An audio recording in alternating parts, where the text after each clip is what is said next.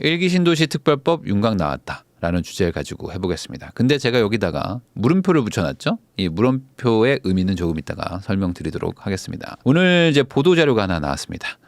마침 이 라이브를 하는 날에 보도자료가 나와가지고 가장 빠르게 전달해드릴 수 있을 것 같은데, 노후계획도시 정비 및 지원에 관한 특별법 주요 내용을 발표하겠습니다. 물론 이건 법 개정 사항이기 때문에 정부가 바꾸고 싶다고 바꿀 수 있는 것은 아닙니다. 이 특별법을 우리가 발의하려고 하는데 요거를 이제 의회에서 통과시켜 주면은 이렇게 한다는 거지. 이렇게 하겠다고 마음대로 할 수 있는 건 아닙니다. 우리나라는 이제 삼권 분립의 나라니까.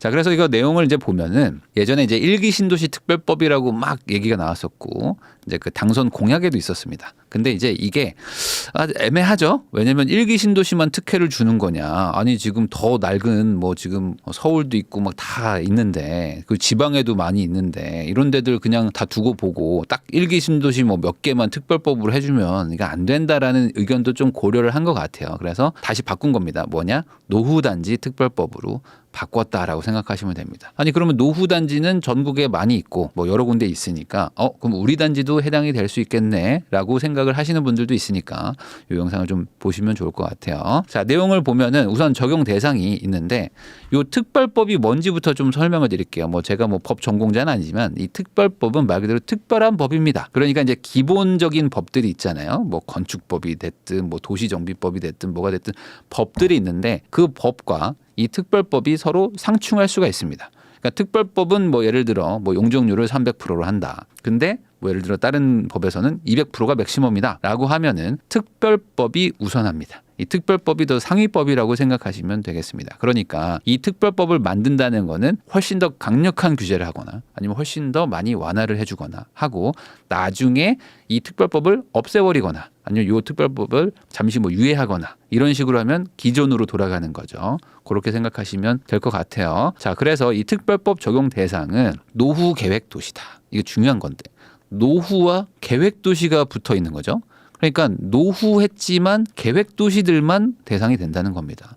저희 집은 그냥 낡은 데인데요. 근데 너네 혹시 계획 도시니? 아닌데요. 그냥 저희는 일제시대 때부터 그냥 자연스럽게 생긴 동네인데요. 그러면 안 된다라는 겁니다. 특별법이 적용되는 노후 계획 도시란 택지개발촉진법 등 관계 법령에 따른 택지 조성 사업 완료 후 20년이 경과한 10,000헥타르 이상의 택지를 말합니다. 그러니까 이거는 작정하고 택지로 개발했는데 이게 20년 이상 된 곳. 근데 이게 100만 제곱미터, 100헥타르. 그러니까 그렇게 좀 넓은 데만 됩니다. 근데 이 100만 제곱미터가 뭡니까? 한 동 정도 사이즈라고 생각하시면 됩니다. 그러니까 동 정도가 되는 정도의 규모인 곳들은 대부분 해당이 된다. 자, 통상적인 시설물 노후도 기준인 30년인데 이거는 사실 그때그때 바뀝니다. 예전에는 20년이 원래 디폴트였는데 이게 너무 짧다 해가지고 40년으로 노무현 정권 때 잠깐 바꿨다가 이건 너무 길지 않아 해서 막 또 20년 갔다가 또 30년 갔다가 막 계속 바뀝니다. 근데 이제 우리나라가 워낙 급격하게 이제 발전을 하면서 20년 전에 지은 집도 지금 보면 좀 낡아 보이는 것들도 있단 말이죠. 그래가지고 뭐 30년 바뀌었다 했는데 다시 이제 20년으로 이제 바꾼 거죠. 그래서 택지 조성 사업이 완료되고 나서 20년 이상을 기준으로 설정해가지고 노후화되기 이전에 미리미리 바꾸겠다라는 게 이 법의 취지다라는 겁니다. 자, 그럼 이 100만 제곱미터가 뭐냐? 그냥 동 정도의 크기인데 인구가 2.5만 명이고 주택이 10,000호 정도 됩니다. 10,000채 정도 있는 아파트 단지면 어떤 느낌인지 대략적으로 감은 오시죠. 헬리오시티가 9,510세대예요. 그러니까 헬리오시티 하나 정도면 되는 거야 라고 보시면 되겠습니다. 자, 그러면 이게 이제 보통 일기 신도시 특별법으로 불렀으니까 일기 신도시가 이제 여러 개가 있지만 지방에도 있습니다. 그럼에도 불구하고 크게 이제 5곳을 보는데 일산, 분당, 중동, 산본, 평촌 뭐 이렇게 보죠. 그러면 면적을 보자. 그러면 100헥타르가 넘으면 되는데 이게 지금 1,500이잖아요. 2,000이고 뭐 500, 400이죠. 그러니까 다 되는 거죠. 다 되는 거니까 이렇게 대규모 택지지구를 조성한 곳들을 이번에 체계적으로 바꾸겠다는 겁니다. 자, 일기 신도시를 비롯해서 수도권 택지지구나 지방 거점 신도시 등이 특별법 적용이 되는 주요 노후 계획 도시들이고요. 근데 이렇게 하면 또 조금 서운할 수도 있잖아요. 그러니까 어떻게 하냐? 많이 열어줬습니다. 그래서 택지지구를 분할해서 개발한 경우들도 고려하겠다. 그러니까 웬만하면 다 껴주겠다는 겁니다. 걱정하지 마세요. 다 해줄게. 그래서 시행령을 통해서 하나의 택지지구가 100만 제곱미터가 안 되면 옆에 있는 거 두 개 같이 같이 껴가지고 통합 개발하면 되는 거 아니냐. 그러면 할게라는 겁니다.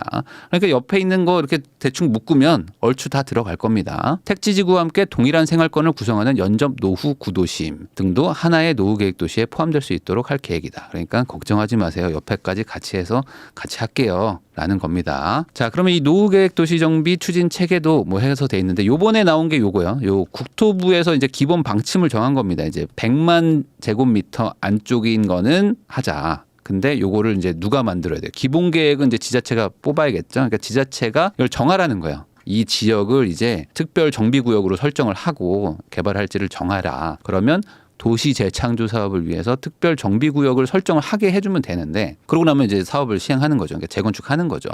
근데 이거를 잘 생각해 보면은 시장 군수가 수립하는 행정 계획이에요. 그럼 시장과 군수가 이걸 결정을 해야 되는데 이때 우리 동네에 특별 정비 구역을 설정하지 않겠다. 라고 말할 사람이 사실 몇이나 있겠습니까, 이게. 저를 뽑아주세요. 그러면은 특별정비구역으로 설정하지 않겠습니다라고 말할 사람은 별로 없단 말이죠.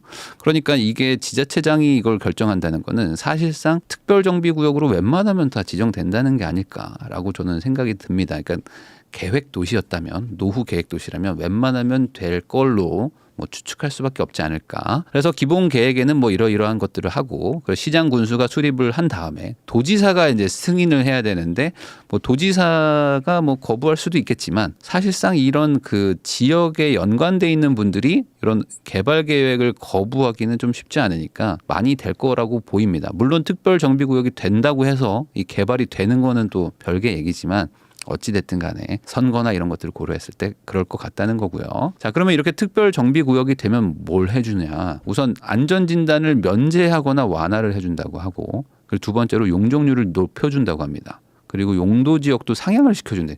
용도 지역 상향이 되면은 이제 땅값이 엄청나게 폭등을 하게 되는데 그거를 해주겠다는 겁니다. 어느 정도면 한 10,000세대 넘어가는 한 25,000명 정도 사는 동 사이즈로 모이면 해주겠다는 거죠. 그러면 엄청나게 많은 지역들이 그런 걸 신청을 할 수밖에 없을 것이고 그러면 안 하는데도 열받고 우린 왜 안 해? 우리도 해야지. 할 수 있으면 해야지라고 아마 할 텐데 이게 되게 많이들 신청할 것 같습니다. 어쨌든 그리고 심의 절차도 간소화시켜가지고 보통 재건축하면 빨라야 10년 뭐 이렇게 얘기하는 게 심의하는데 뭐 3년 4년씩 걸리고 하는데 이런 것들도 최소화를 시켜가지고 빠르게 개발을 하려고 하겠다라는 게 지금 발표 내용입니다. 그러니까 최대한 풀어줄 테니까 빨리빨리 개발합시다가 이 법의 취지인데 말씀드렸듯이 특별법이 통과가 돼야 되는 거지 지금은 안 정도다라고 생각하시면 되겠습니다. 자, 그러면 이제 첫 번째로 이제 여러 가지 혜택 중에 재건축 안전진단을 면제 또는 완화인데 와, 근데 이게 기본적으로 완화를 좀 해주고요. 말이 잘 통하면 면제도 해드립니다라고 제가 적었는데 이게 무슨 소리냐? 특별정비 예정구역으로 지정되면은 이제 완화된 안전진단 기준이 적용되는데 이게 뭐 구조 안전성이라든지 뭐 노후도 이런 것들을 막 따지는 게 있습니다. 근데 요번에 한번 기본적으로 완화가 돼가지고 크게 뭐 문제는 없을 텐데 더 완화해준다는 거는 웬만하면 통과시켜준다는 걸로 보입니다.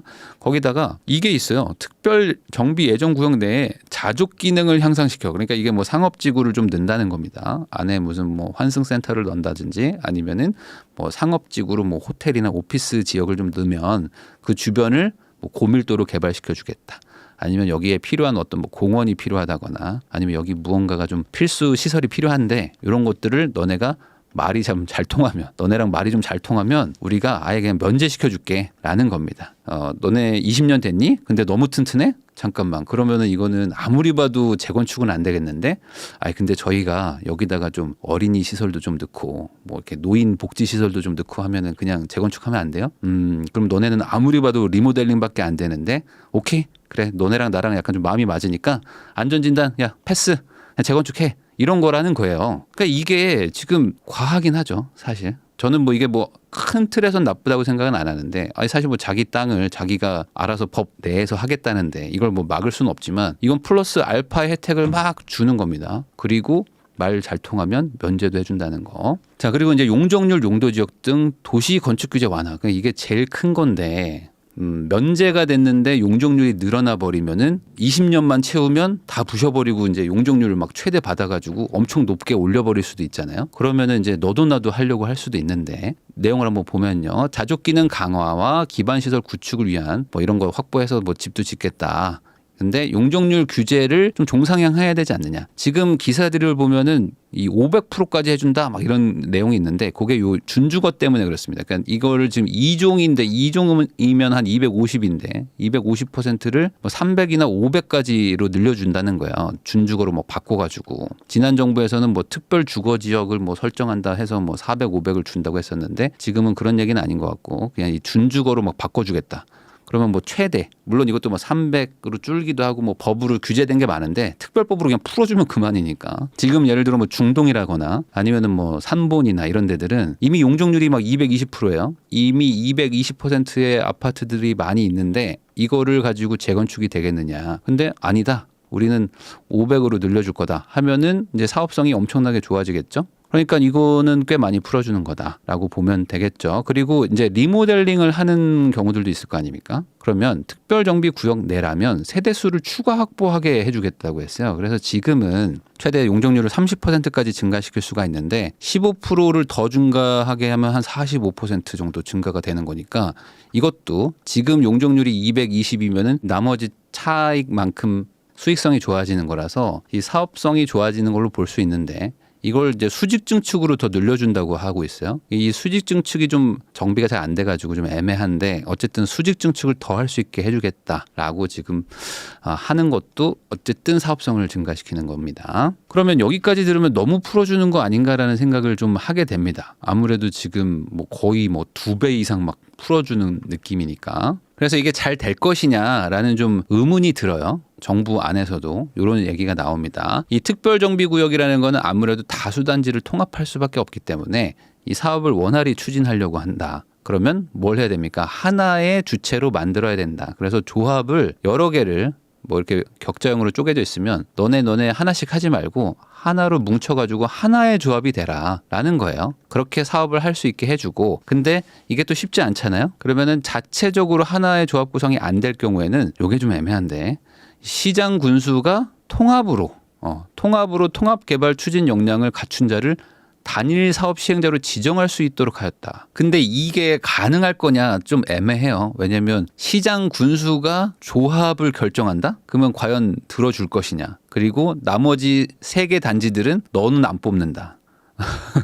다음에 너 안 뽑는다라고 할 거 아니에요. 그러니까 이게 서로 합의가 안 되는데 이게 무슨 담임 선생님도 아니고 얘네 4명이서 제가 반장할게요 하면은 야 너 3번이 반장해 하면은 1, 2, 4번이 오케이 하냐 이거죠. 거기다가 이 선생님을 얘네들이 뽑는데 그러면은 아마 안 되지 않을까라고 생각은 드는데 어쨌든 시행령으로 뭐 만들겠다. 그러니까 싸우는 걸 중재하라 이거죠. 아울러 불가피하게 다수 사업 시행자가 사업을 시행하는 경우 1, 2, 3, 4 각자 하는 경우에는 효율적인 사업 추진을 위해서 특별정비구역 지정 단계 초기부터 사업 전 단계를 관리하고 사업 시행자를 지원하는 총괄사업 관리자 제도도 도입합니다.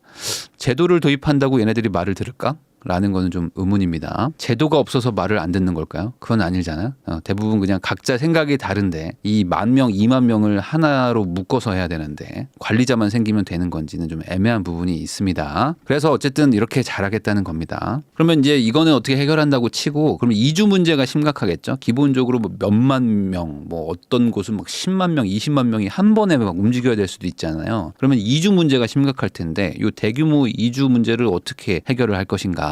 그래서 이거를 해결하기 위해서 적절히 잘하도록 하겠습니다라는 발표를 했습니다. 그래서 뭐냐 1기 신도시의 경우에는 5년 동안 주택 공급이 대부분 이루어졌기 때문에 연식이 다 비슷합니다.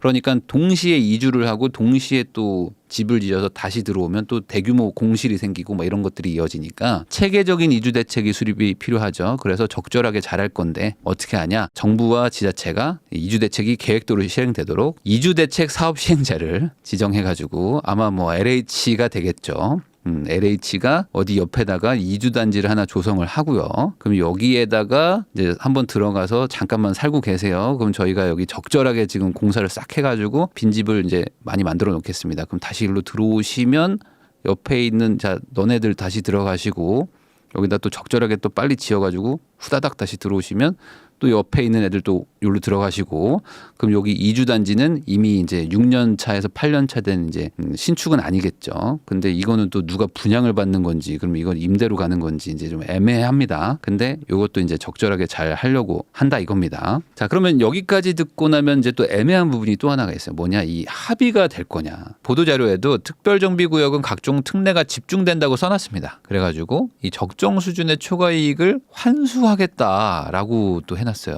네, 그래서 지역 간 형평성을 또 확보한다. 그러니까 이게 지역 간 형평성이라는 게 뭐냐면 여기서 돈을 벌어서 옆에다가 또 쓰겠다는 것 같아요. 기반시설, 재투자, 재원 등으로 활용할 필요가 있다. 이게 지금 가뜩이나 지금 사업이 협의가 안 될 부분이 많은데 이게 물론 특례도 또 많이 줘요. 그러면 이거만큼 또 가져가서 그걸 옆 동네든 뭐 옆에든 뭐 기반시설을 까는데 이런 데 쓰겠다는 겁니다. 이게 뭐 나쁘다는 건 아닌데 이거를 하는 순간 이제 협의가 안 되겠죠. 전혀 협의가 안 되고 이제 막 싸움 나고 할 거라는 거죠. 이에 초과이익을 환수할 수 있는 근거를 마련하는 한편 통상적인 수단인 공공임대주택만 받는 거는 아니고 분양도 받고 기반시설 같은 것들도 할 수도 있고 생활 SOC 같은 것들도 할 수도 있고 기여금 등 다양한 방식의 기부 재납이 가능하도록 하겠습니다. 그러니까 줄 사람들은 생각도 안 하는데 받아갈 생각부터 하는 거지. 그래서 오늘 발표한 거는 2월 9일 뭐 국토교통부 장관 뭐 간담회에서 또 논의도 해보고 최종 의견 수렴도 하고 그리고 이제 국회에 또 통과도 해야 되기 때문에 여러 가지 아직 난관은 있지만 그래서 2월에 발의할 거지 아직 모른다라는 걸로 이제 마무리가 됐어요. 그래서 이게 뭐 여기 사시는 분들이 몇만 명일까 생각해 보면 한 30만 명 뭐 이런 식으로 되지 않을까 싶은데 이걸 누가 먼저 할래도 싸움 날 것 같고 뭐 얼마 낼래라고 얘기하는 순간 이제 싸움은 아주 격해지지 않을까. 근데 여기서 이제 제가 아까 일기 신도시만 얘기를 했는데 일기 신도시가 더 있습니다. 사실 뭐 명칭이 일기 신도시는 아닐 수도 있지만 그 같은 시기에 같이 개발한 데가 있어가지고 뭐 인천 연수도 그렇고요. 둔산, 뭐 좌동, 칠곡, 광주 상무 뭐 등등등 해가지고 우리도 사실상 일기 신도시고 여기도 20년 다 넘었고 택지지구 조성 다 한 데기 때문에 여기들도 지금 다 대상이라고 보시면 돼요. 그리고 여기만 있냐? 그러면 지금 수도권, 지방만 있고 서울은 없냐라고 생각하실 텐데 서울도 있습니다. 그럼 여기가 지금 어떻게 될지가 사실 핵심일 수도 있어요.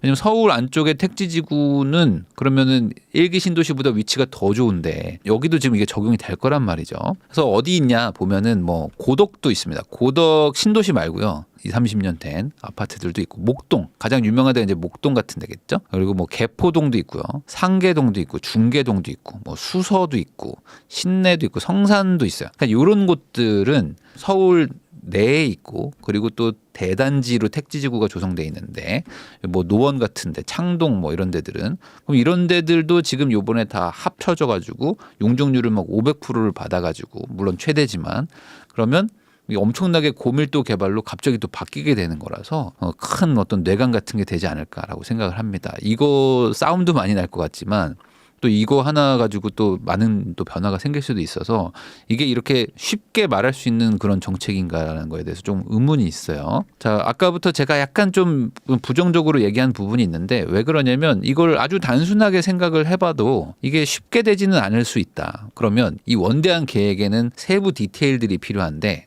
자, 여기 그 예시가 있어요. 뭐냐면 이 통합 정비 사업을 하겠다는 겁니다. 그래서 이제 이 지역을 좀 현대화를 하겠다. 기존에 어떤 공동주택들이 있고 여기 학교가 있는 거를 이렇게 바꾸겠다는 거예요. 자, 그러면 보면은 학교를 위치를 또 합쳐요. 그리고 이제 뭐 중학교도 만들고 뭐 한다는 거죠. 필요한 학교들 여기로 몰아놓고 이제 조금 더 뭐 고밀도로 뭐 상업지역도 좀 넣고 가운데도 이렇게 길게 또 공원도 만들면 얼마나 좋습니까? 이렇게 만들고 양쪽으로 아파트를 조금 용적률 높여가지고 이렇게 쭉 올려서 지금 한 20, 30층 되는 것들은 40, 50층 정도로 이제 살면은 아주 좋다라는 건데 이거 누가 모르냐고. 그러면은 여기 살던 분들이죠. 여기 살던 분들은 여기로 막 가야 되고 여기 살던 분들 여기가 여기로 막 어딘가로 막 나가야 되잖아요. 요 바깥으로. 근데 아마 여기 가운데가 핵심지겠죠? 그리고 여기에 뭐 지하철이 지나갈 수도 있어. 여기 지하철 역세권이 여기 만약에 있다고 치면 나는 역세권 앞에 살다가 갑자기 옆으로 막 가야 돼. 물론 뭐 이제 감정평가를 해가지고 비슷하게 맞춰준다고는 하겠지만 그게 그렇게 쉬운 얘기가 아니고 그러면 나는 여기서 만약에 고층에 살던 분이 이쪽으로 가서 저층에 가서 살아야 된다거나 뭐 이러면 어떻게 되는 거냐. 그러니까 서로 지금 이게 쉽게 합의가 될 수 있는 부분이 아니고, 그리고 또 재건축이나 뭐 리모델링이나 조합 같은 걸 보시면 항상 무슨 사고가 나고 뭐 서로 싸우고 옆 단지랑 뭐 잘 안 되는 경우가 많거든요. 같이 추진하다가 떨어져 나가는 경우도 많고 하는데, 그런 것들을 오히려 더 합쳐가지고 더 많이 하겠다는 겁니다. 또 이런 역세권들은 더 하다는 거예요. 아까 뭐 여기 역세권이 있을 수도 있다고 했지만, 아예 진짜 역세권들은 이제 어떻게 하냐면, 이 기존에 이제 학교가 이제 보통 요 단지 가운데들에 좀 있습니다. 이런 것들을 좀 뭐 구석으로 좀 빼고 여기를 완전 주복으로 주상복합으로 막 키우겠다는 거야. 주상복합이 기본적으로 상가와 주거가 같이 있는 거니까 역세권인데 역세권을 개발시켜야 되잖아요. 그러니까 주복으로 깔아서 밑에 상가를 다 놓고, 그리고 가운데는 뭐 호텔을 놓는다든지 아니면 뭐 환승센터 같은 걸 놓는다든지 아니면 여기 대규모 오피스 빌딩 같은 걸 짓겠다는 겁니다. 그러니까 이게 그림은 멋진데 그러면 여기 살던 분들은 바깥으로 막 나가야 돼. 이쪽으로 막 바깥으로 나가가지고 살아야 됩니다.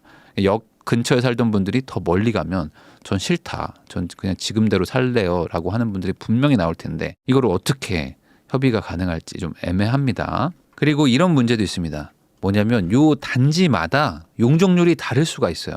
그러니까 우리 단지는 예를 들어 용적률이 되게 낮아가지고 우리는 뭐 되게 뭐 많이 지을 수도 있고, 그리고 이제 사업성이 좋아가지고 뭐 고급화도 할 수도 있고 막 이러는데, 바로 옆에 있는 요 단지는 용적률이 좀 안 나와요. 그리고 또 뭔가 조합이 좀 약간 의견이 달라요. 그래가지고 우리는 좀 사업성이 안 나오는데 같이 묶어가지고 개발합시다 이렇게 해버리면은 이제 희석되는 거죠. 이게 희석되면 또 골치가 아픈 문제가 생깁니다. 아니 우리는 사업성 좋고 우리만 해도 벌써 2,000세대가 넘어가는데 옆에 사업성 나쁜 단지랑 같이 합쳐가지고 4,000세대, 그것도 뭐 아주 용적률 높게 뽑아가지고 이제 동간 간격도 좁고 뭐 건폐율도 높게 막 해야 된다는데, 아니 이런 거 나 하기 싫다 하는 단지들도 나올 수도 있고요. 근데 아까 말했듯이 지자체장이 뭐 조합으로 묶어버리고 뭐 이렇게 한다 그러면 이것도 아마 싸움 많이 날 것이다. 그러니까 이게 우리는 하나니까 합시다라고 하면은 이거 뭔 소리야라고 분명히 할 사람들 많고, 그리고 아까 말했듯이 역세권에 사는 게 좋아요라는 분들이 이제 공공시설로 싹 바꿔버리겠다고 하니까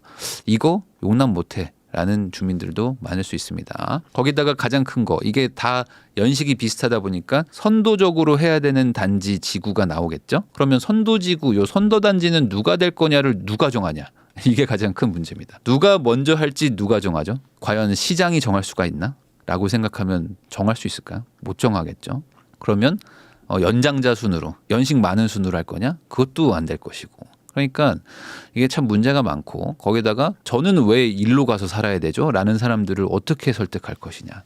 근데 문제는 뭐냐? 총선은 또 내년 4월이죠. 그러니까 이제 얼마 안 남았습니다. 그럼 이제 1년 정도 남았기 때문에 이제 1년 정도 남은 총선에서 또 막 밀어붙이려고 할 것이고, 그러면 이제 이거는 안 싸우는 게 이상한 계획이 아닐까라고 결론이 날 수밖에 없지 않을까라고 생각을 좀 합니다. 거기다가 또 이거는 이제 통합을 많이 하는 거기 때문에 이득을 준다고 해도 싫다는 사람들이 엄청 많을 거거든요. 근데 여기서 또 이득만 주면은 또 안 되니까 환수를 또 한다고 하는데, 이 적정 이익은 뭔데라고 또 싸운단 말이죠. 그러니까 이게 대부분 아마 이제 얘기를 하다가 저번에 이제 신속통합 기획 같은 것들도 하다가 막 나간 단지들도 있듯이, 저희는 그냥 따로 하겠습니다라고 할 것 같은데, 이걸 또 특별 이 정비구역으로 지정을 해버리니까 또 못 나가고, 그러면 우리는 안 한다, 그러면 너네만 하는지 한번 보자 하고 또 서로 싸울 수밖에 없는데, 이게 약간 정치와 또 개발이 같이 묶여가지고 또 한 번에 또 큰 또 난리가 나지 않을까라고 또 생각을 합니다. 그러면 이제 선거에선 또 이러겠죠. 이런 거를 내가 해내겠습니다라고 분명히 얘기하는 사람이 나타날 것이고, 근데 막상 당선되면 안 해. 그래서 왜 안 해주냐고 얘기를 하면은 내가 언제 그랬습니까? 라고 얘기하면은 그래? 그럼 너 4년 뒤에 안 뽑아줘야지 라고 하면서 또 이게 반복될 수도 있으니까 이걸로 얼마나 많이 싸울 건지 저는 좀 제일 걱정은 되는데, 그럼에도 불구하고 이런 계획이 나오면 또 호재로 작용할 수도 있어가지고 관심 있는 분들은 이걸 좀 알아놓으시면 좋을 것 같아가지고 설명은 했고, 근데 현실성은 아주 높지는 않을 수 있고, 그리고 법 개정이 아직은 좀 큰 벽이기 때문에 법 개정이 된 다음에 고민을 해봐도 되지 않을까라고 생각을 합니다.